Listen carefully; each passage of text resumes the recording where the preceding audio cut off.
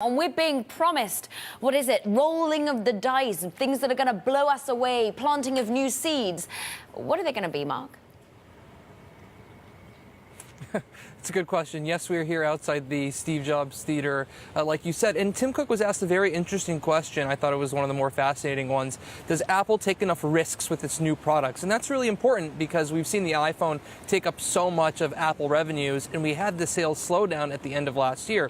So it is an important question. Cook basically said there's a lot of things that the company is now working on. He called one of the products that he's working on blow away. Another thing he said, there's strong roadmaps in place for the AirPods and Apple Watch. But this was really important because it shows that Apple might be becoming more bold in its approach to new products, whereas before they really weren't as bold. They were saying no to many things. And he said they didn't talk about all these things because they don't know what may or may not work out in the end. What's interesting in your story, too, is that Apple bought 18 companies in 2018. We don't tend to cover them because they're small acquisitions. They're not necessarily brand names. It's not like Apple goes out and buys Beats every year or anything like that. What can you tell us about whether that's a strategy to coming out with the next don't miss product? Right, so what Apple likes to do is buy smaller companies that it can turn into components of major products. And I'm talking about smaller things. For example, they bought a security company many years ago called Authentech, which ended up being the fingerprint sensor.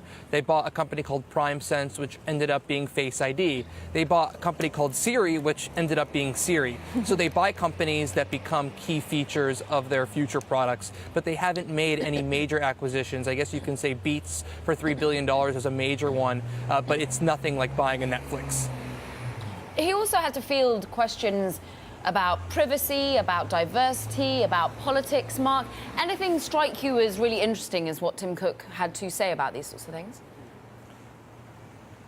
You know, the biggest topic of discussion, whether that was from Cook or different shareholders or proposals, was about diversity. There was one very controversial proposal that Apple actually asked shareholders to vote against that was about disclosing the political or ideological leanings of their board members. And one shareholder proposal wanted them to come out with a chart that basically indicated the political leanings of their shareholder of the board members. And Cook basically said that Apple is not a political company. One other shareholder raised their hand to point out that despite Apple not really agreeing with the Trump administration in terms of politics, they have been able to navigate those waters, whether that's the trade war or tariffs or other things so far.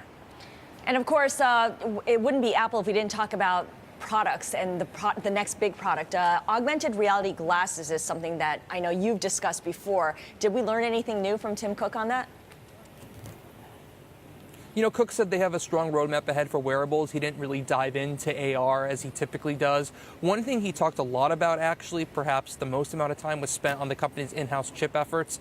These are the processors that power the speed of the Mac, the iPhone, and the iPad. And he said that the company's working on chips that are only going to come out in 4 to 5 years already today.